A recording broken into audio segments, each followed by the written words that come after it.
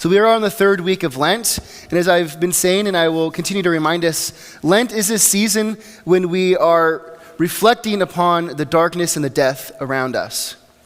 Stuff that none of us want to think about, that none of us want to face, but that is so part of our world and our story.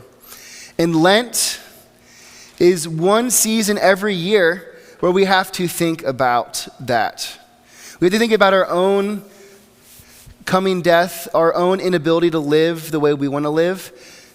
We have to think about the darkness of the world. But then we also get to think about, okay, this is the life in the world that we inhabit, but that's not the whole story. We have this hope coming with Easter that's anticipated throughout all of Lent. And so over the last couple of weeks, we saw different ways in which this has been Jesus' story breaking into the darkness. And again today, we see Jesus' story breaking in another way as we think about how even though there's darkness, that light is coming. And what we're going to see today is that Jesus wants to see you and free you. So even though we're in this darkness and death, Jesus wants to see you and free you. And we're going to look at John chapter 4, verses 5 through 42. Today is a story about Jesus and his encounter with a woman. So if you're going to take out your Pew Bible or follow along on the screen, you can do that. But on the Pew Bible, if you want to follow along, John chapter 4, starting in verse 5, is on page 1514 in here. So you can follow along, but it will be on the screen.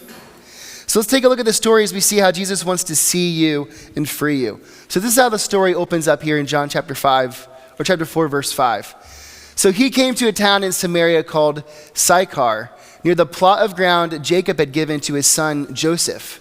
Jacob's well was there, and Jesus, tired as he was from the journey, sat down by the well, and it was about noon. So this story sets up in an unusual place. Jesus, a Jewish rabbi, finds himself in a Samaritan village. Now, for us, none of this necessarily means anything, but here's a map of the region of Palestine. So Jesus lives up here in Galilee. Capernaum is along the Sea of Galilee. That's what this is, and it drains. This is the Jordan River that goes to the Dead Sea. So this is Palestine area. So Judea, this is where Bethlehem and Jerusalem are. So when Jesus needed to travel from the north to the south, he had to either go through Samaria or go around. Now most Jews chose to go around because Samaria was full of Samaritans, people they didn't like. Now we're not exactly sure why they didn't get along, but it goes all the way back to when the two kingdoms split. The northern kingdom was 12 tribes, and they had all of this region, including Samaria, which was their capital. And then they had the two southern tribes had just this southern part, and they called themselves Judah, and it became Israel and Judah. These are stories from 1st and 2nd Kings, specifically 2nd Kings. So that animosity goes all the way back. And in Jesus' day, the Jews believed that they were right, and the Samaritans believed they were right. And they each had their own version of the Hebrew scriptures. And they each had their own teachings about holy places and where you're supposed to worship God. And because of that, Jews didn't talk to Samaritans, and Samaritans didn't talk to Jews. So for Jesus to even be in Samaria was unusual. But he's there. And they've been traveling for probably most of the day. If it's noon, they've been traveling since probably first light, 5 or 6 hours. They get to Samaria, and they're going to sit down and take a break. So Jesus sits down in this town square, and his disciples go to get some food. Now, we haven't seen that yet, but we're going to see it here in a minute. And so this is what happens while Jesus is waiting. When the Samaritan woman came to draw water, Jesus said to her, "Will you give me a drink?" And then now here's the moment in verse 8 where we find out about the disciples. The disciples had gone into town to buy food. So Jesus is by himself, and a Samaritan woman comes into town to this well. This important well, the well of Jacob, this important site in the story of both the Samaritan and the Israelite people, the Jewish people. And this woman comes to the well. And so Jesus says, "Will you get me a drink?" It seems like an innocent request, right? So let's see how the woman responds. Verse 9. The Samaritan woman said to him, "You are a Jew and I am a Samaritan woman. How can you ask me for a drink?" And then look, John tells us what I just told you. For Jews do not associate with Samaritans. So Jesus asks this woman for a drink, and she's surprised. He is a Jewish man talking to a Samaritan woman. Now, even Jewish men didn't commonly talk to women that were not their wives in public, especially if it was just the two of them sitting in this place with no one else around. And even in the Greco-Roman world, it was pretty uncommon for married women to talk to other men's husbands or other women's husbands. It just wasn't common. Now, in the time of Jesus, in the Roman world, this was less the case. But in general, and specifically in a Jewish society, which is very traditional, you didn't talk to someone else's wife, because even if it was innocent, you don't know how it looks. And for the Jewish people, it was all about honor and shame. You're not going to bring potential shame on yourself just by creating suspicion. But Jesus doesn't care about any of that. He doesn't care about these cultural norms. He knows that he wants to talk to this woman because he knows that he has something he wants to offer to her. So he doesn't care about the cultural norms. So this is Jesus' response to the woman. Jesus answered her, "If you knew the gift of God and who it is that asks you for a drink, you would ask him and he would have given you living water." So the conversation now goes in a different direction, because now Jesus says, if you would have known who actually was talking to you, you'd be asking me for water. And then he continues, or this is how the woman responds first. She says, "Sir," the woman said, "you have nothing to draw with, and the well is deep. Where can you get this water? Are you greater than our father Jacob, who gave us the well and drank from it himself, as did also his sons and his livestock?" Jesus answered, "Everyone who drinks this water will be thirsty again, but whoever drinks the water I give them will never thirst. Indeed, the water I give them will become in them a spring of water welling up to eternal life." So what Jesus now does is he goes religious. He leaves the realm of H2O, what we know as these molecules that nourish our bodies, that we need to live, and he enters this realm of the spiritual world, where it's not just actual water for physical bodies, but it's some sort of water that we need as part of our spiritual lives. And he says this to this woman. Now, this is what Jesus is doing. It's like he's going fishing. So if you've ever gone fishing and you have not fished with a hook and lure or a hook and bobber. I actually don't fish that much. So maybe this is probably not the best. I know enough about fishing, I think, to say. But hook and bobber, you just throw it out there and you hope the fish see the worm. I mean, maybe you move it a little bit, but you're supposed to just wait. But the other way that you fish is you have what's called a lure, right? And it's this little fish-looking thing that has hooks on it. And there's so many different kinds of lures, depending on how you're trying to fish. But the whole idea is you're trying to lure a fish to get it. So Jesus is trying to lure this woman. He's trying to invite her to ask more. So he figures if she's interested in hearing more about the spiritual water, she'll take the bait. This isn't supposed to be a negative thing. I know fishing, we tend to think of, well, the fish got duped because they took it. And that's where the connection fails, because this is a good thing if she takes the bait. But if she doesn't, if she's not interested, it's over. The conversation is done. But if she wants to hear more about what Jesus is going to say, he's giving her the invitation to enter into this conversation. Will she want to hear more about the spiritual life? So let's see how the woman responds in verse 15. The woman said to him, "Sir, give me this water so that I won't get thirsty and have to keep coming here to draw water." So she doesn't still quite get it. She thinks that the water is something that will make her not have to eat or drink more, but she doesn't necessarily have this connection. But she's interested. She takes the bait. So it gives Jesus this opportunity to continue the conversation. Verse 16.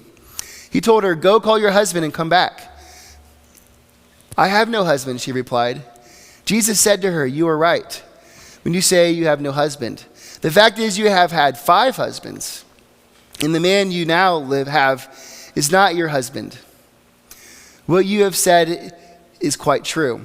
"Sir," the woman said, "I see that you are a prophet. Our ancestors worshipped on this mountain, but you Jews claim that the place where we must worship is Jerusalem.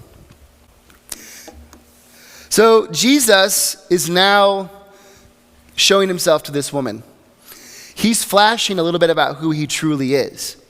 Now, this isn't the first time in John's gospel we've had an encounter like this, where Jesus reveals to know something about someone that he has no way of knowing. The first instance is in chapter 2. There's this story about Nathanael who is coming to see Jesus, and he doesn't believe that the Messiah could be from Nazareth. And when Nathanael comes, Jesus says, he knows his name, and he praises him. And Nathanael says, well, how can you know who I am? And Jesus says, I saw you under the fig tree, revealing to Nathanael that he knew where he was before he came to encounter him, and he knows about his life. And so Nathanael then declares Jesus God. Now, the woman here, the Samaritan woman, doesn't declare Jesus as God, but she does say, look, you are a prophet. So she recognizes that Jesus is somebody unique. And then clearly, she is a religious person. She knows about the differences between Jews and her people. And she asks Jesus, okay, you say we need to worship in Jerusalem. My people say we need to worship on this other mountain. Who's right? She wants to know. She wants to know if she can actually worship God. She sees something about Jesus, and she wants to know. She wants Jesus to weigh in on this idea of worship. So this is what Jesus says in verse 21. Woman, Jesus replied, believe me, a time is coming when you will worship the Father neither on this mountain nor in Jerusalem. You Samaritans worship what you do not know. We worship what we do know.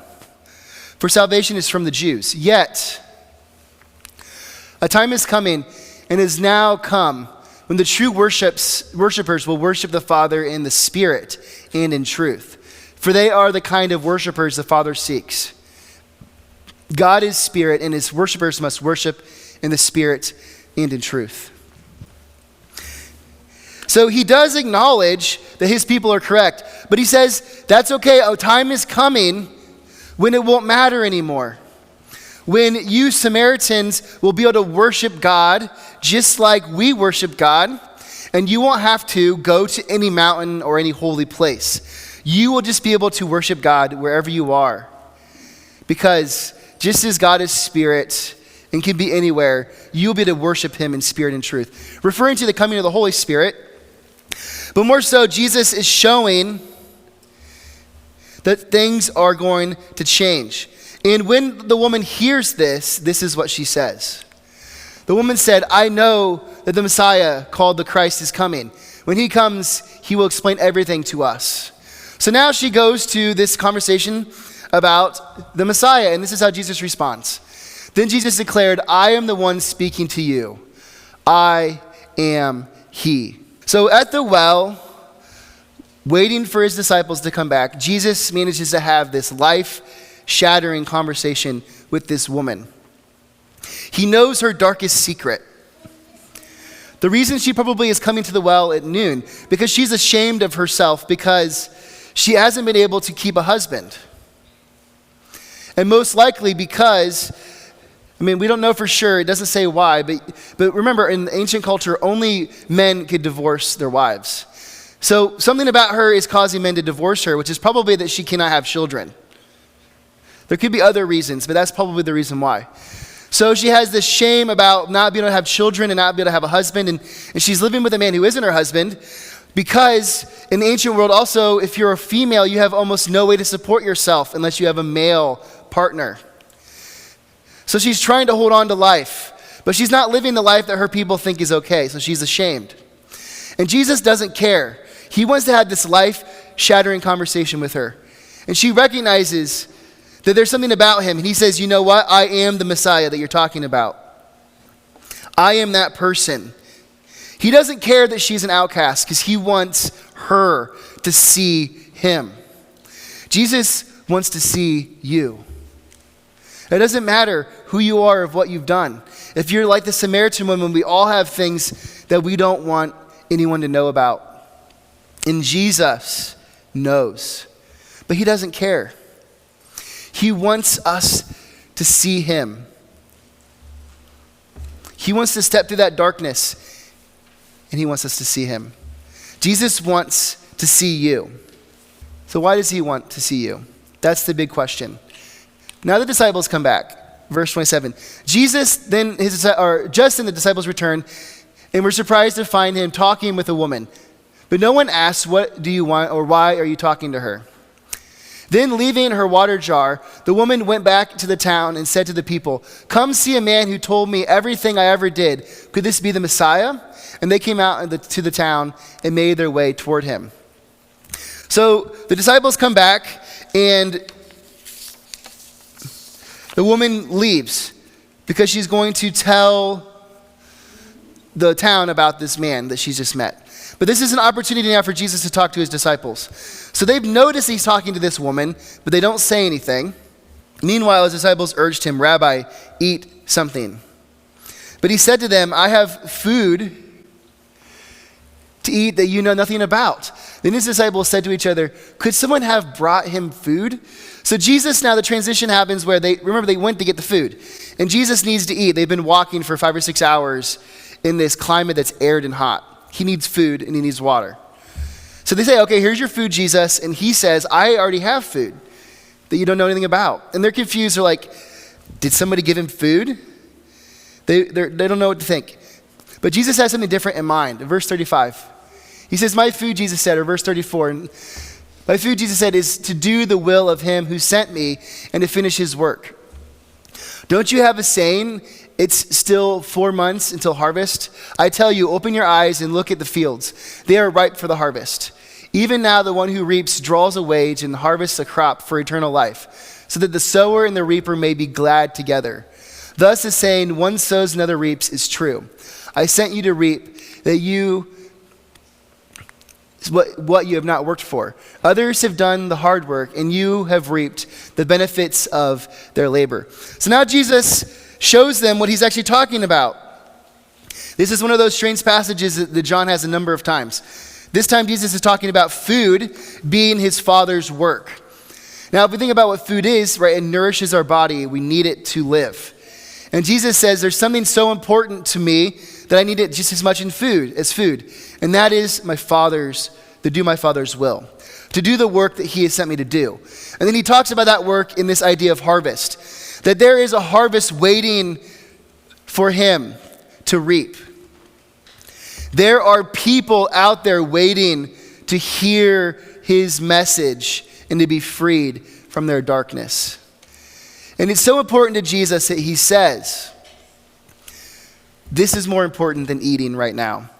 And that's because Jesus is setting up what's about to happen. And he wants his disciples to see that he has this really important job to do. That he wants for people not only to see him, but he wants to free them. Jesus wants to see you and free you. He has this work that's so important that it was his food, he says. I'm going to do this before I eat because I need to do this as part of who I am. Jesus wants to see you and free you. He wants to meet you and he wants to call you back to him.